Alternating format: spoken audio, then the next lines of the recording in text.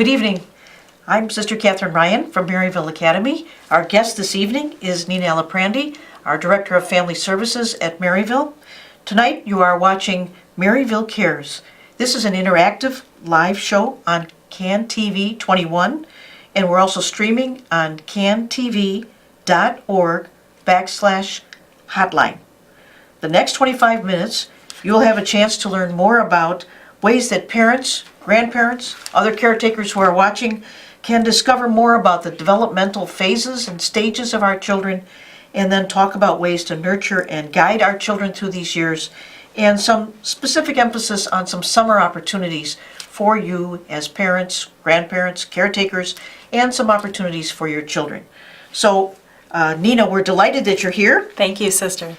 I want to let our listeners know that if you'd like to participate, you can call the number at the bottom of your screen. That's 312-738-1060. 312-738-1060. We invite your calls and would love to discuss with you tonight. I do need to give a disclaimer. We will not be providing any legal advice. We will not be providing any medical advice. So now, having said that, Nina, happy to have you here. Thank you. Can you start off by talking to us a little bit about developmental stages of children? We know that children don't just get born and grow up. What happens? Well, when I think about developmental stages, I think about developmental milestones. And when I think about developmental milestones, I think about people saying, when is a baby gonna start to wave or smile or coo or say their first words? And what those really are developmental milestones.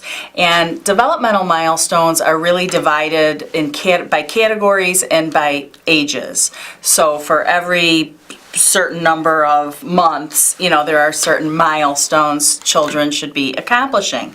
So the four categories are motor, sensory, communication, and feeding. And I could give you some examples of those. Would you please tell us a little bit about what you mean by each of those terms? So when we talk about examples of motor skills, if you think about a little baby, birth to 3 months old, for example, when they're laying on their tummy, are they pushing up on their arms? Are they trying to get up onto their elbows? Are they lifting their head? Are they moving their fists from a closed position, which when babies are born, their fists are always closed, to opening their hands, and are they starting to bring their hands to their mouth? So those are some examples for really little babies, birth to 3 months, of motor skills. When we think about sensory skills, we think about when a baby's lying on its back and a mom or dad or caretaker are like jiggling a toy over their eyes. Are they tracking that toy with their eyes? Are they, if they hear something, is their head moving from side to side to try to hear where the noise is? Are they reaching their hand out to maybe try to grab the toy? Even though they wouldn't have the ability to grab it, are they reaching towards it? So those are some examples of sensory milestones for a little baby. When we think about communication, we think about eye contact. And when babies cry, they develop different cries. So usually moms will say, if they hear the cry, I know that they're hungry, or I know that means they maybe have a wet diaper. So are you starting to hear differences in the noises that they're making? And are they able to be soothed and calmed down by rocking and touching and holding them, and gentle sounds? So those are some examples of that. And then lastly, the feeding, the milestones for feeding, which really are indicators about how well a child is sucking and swallowing. For example, a baby birth to 3 months should be feeding anywhere from 2 to 6 ounces, about 6 times a day. So those are just some examples for a little baby, but really for all early childhood, from birth through the age of 3, there are some milestones that the American Academy of Pediatric, has had some evidence-based findings, so that parents can learn to be aware of them and know if their babies are meeting those milestones, or if maybe they need a little bit of extra help getting there. And when you think about older kids, just to give some some other examples. By the time a child is 3, they should be consistently able to talk 2, 3, or 4 word sentences. Their parents and caregivers should be able to understand what they're saying. So as kids are younger, they're babbling a little bit and maybe it's hard to understand what they really mean. But by the age of 3, parents and caregivers should be able to understand them. They should be able to follow 2-step instructions. So if you were to say to a 3-year-old, "Can you hand me that toy?" or "Go get your coat," they should be able to do that. And also around that age, they're beginning to really understand the concepts of colors and space and time. So milestones, they're just really hard and fast checkpoints for parents, caregivers, pediatricians, preschool teachers, early childhood educators to see, if children are meeting those milestones or not. The other thing that we really want parents to pay close attention to, and that's a child's abilities. And those, different from milestones, abilities are things that are beginning to emerge. And they're sorted by different kinds of categories, things like play and social skills, the daily activities, how they express themselves when they're happy, when they're sad, when they're not getting what they want maybe. So looking at knowing what developmental milestones are, knowing what abilities are emerging are all really important things for parents to pay attention to. So then, Nina, we have parents and grandparents, grandparents perhaps know this already, but parents and caretakers listening, how do they learn this?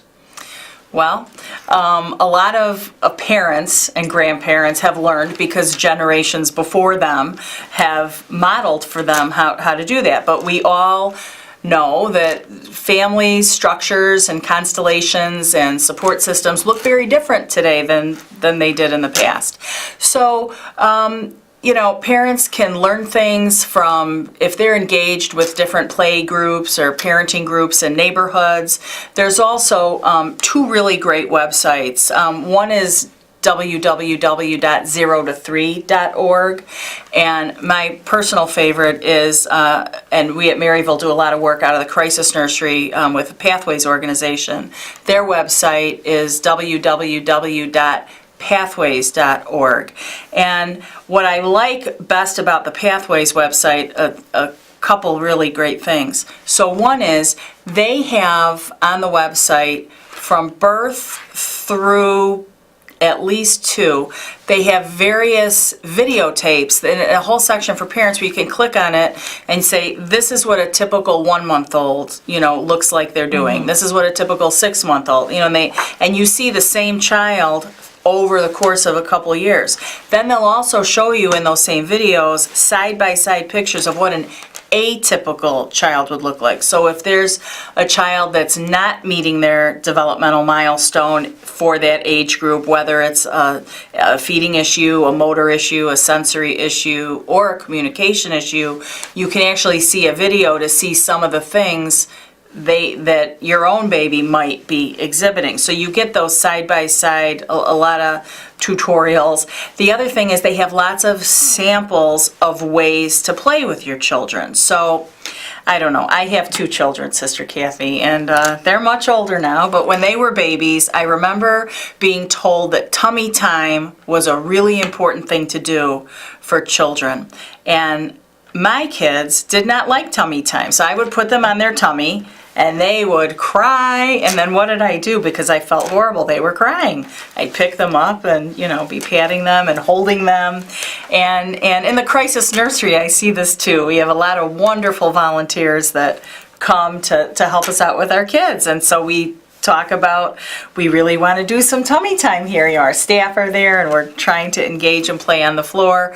So on this website at pathways.org, they give lots of different examples and they show you videos of how you can play with your kids, not just for tummy time. That's my personal, something I struggled with many years ago, but I think a lot of other parents might too. So they have lots of different examples across all the milestones of different games and ways you can be playing with the kids and grandkids. So that's helpful for me. That sounds like a lot of great resources. And we also want to talk about a few resources this summer that Maryville's providing.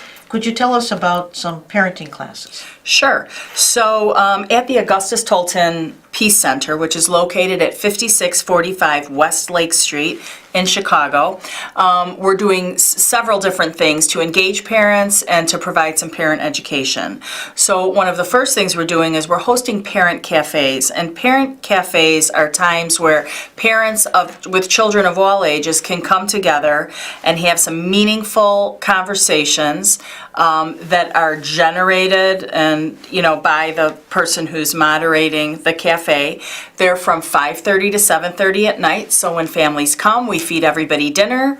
Then we usher the kids away. They get to go play, and the parents get to have their engagement. And really, the parents, they talk about what matters most: their family.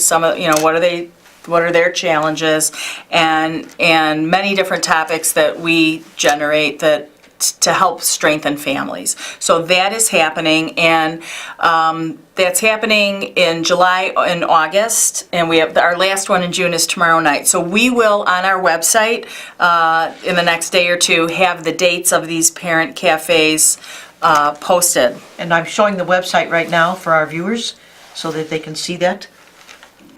And the other thing that we do at our parent cafes, for those parents who come who do have children under the age of 3, we have printed off from the Pathways website the developmental milestones checklists that go through all the ages and stages. So for parents who come, we're able to give them these nifty little check sheets so they can see, and there's places for them to check off or make notes for their pediatrician. So if there's things their child isn't doing, or that they want to have some conversation with their pediatrician, they'll have somewhere to document that. So we do that.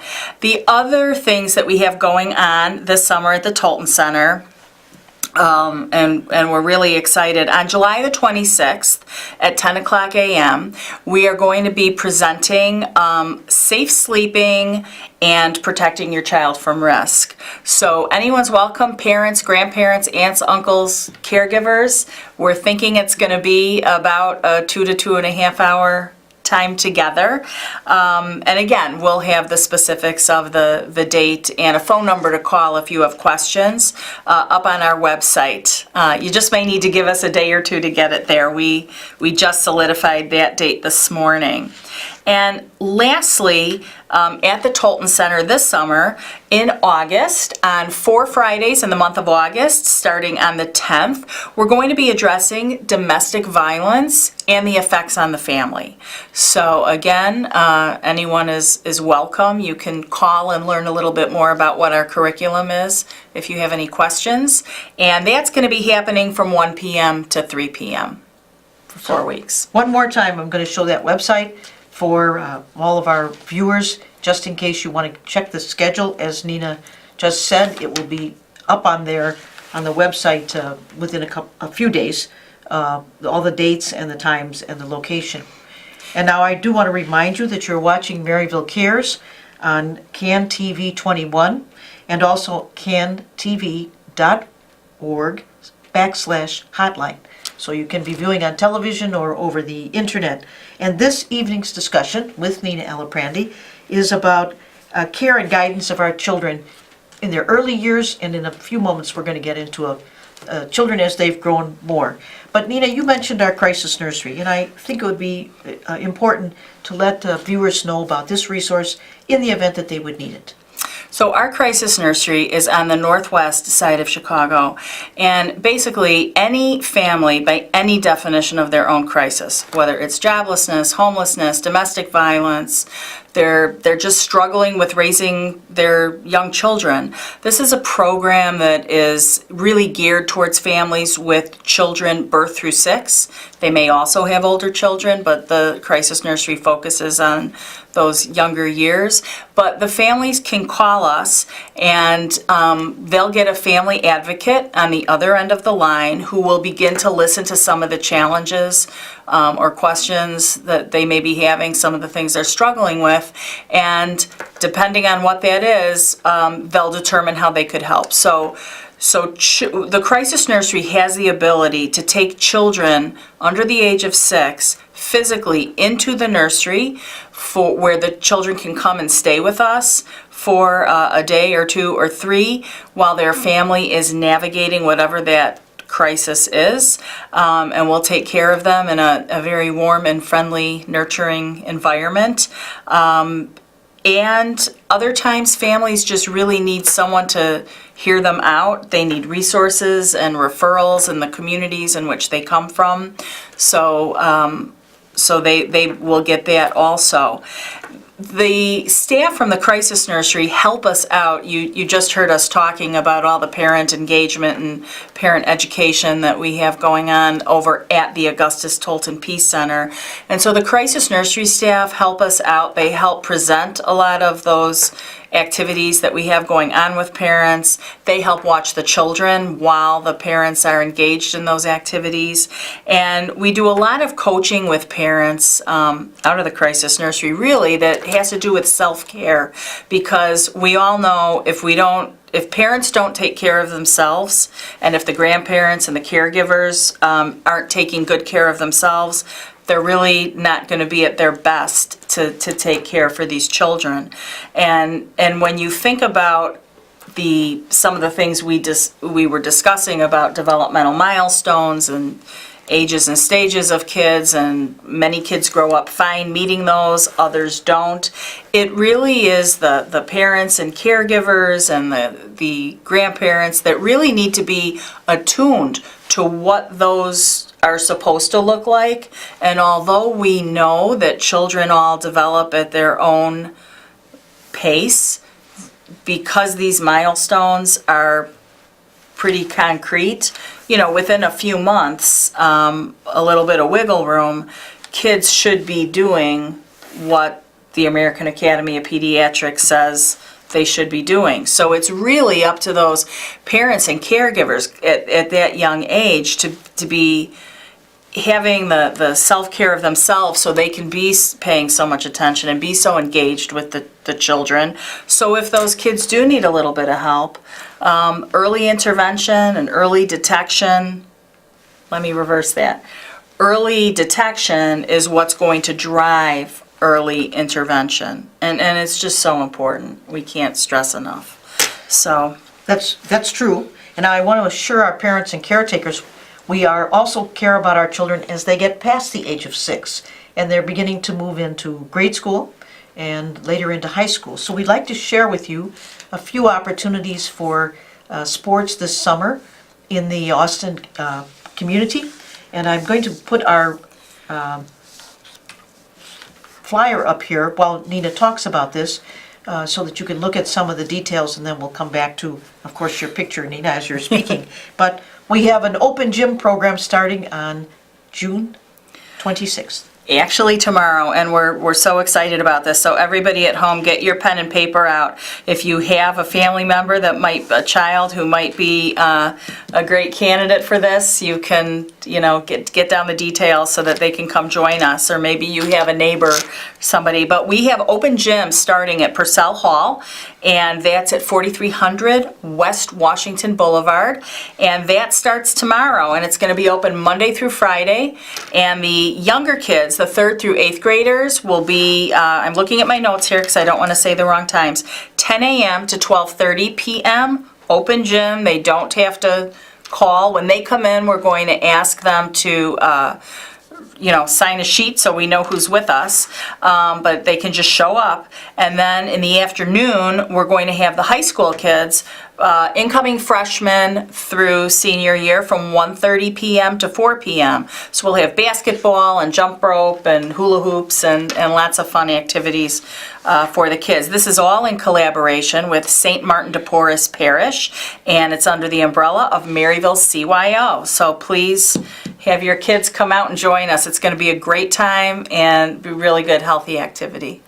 And we know it's important for our children to have safe, healthy activities throughout the year, and so this summer while they're out of school, and we planned it to start this week because school is finished for most of the children, so it'll start this week.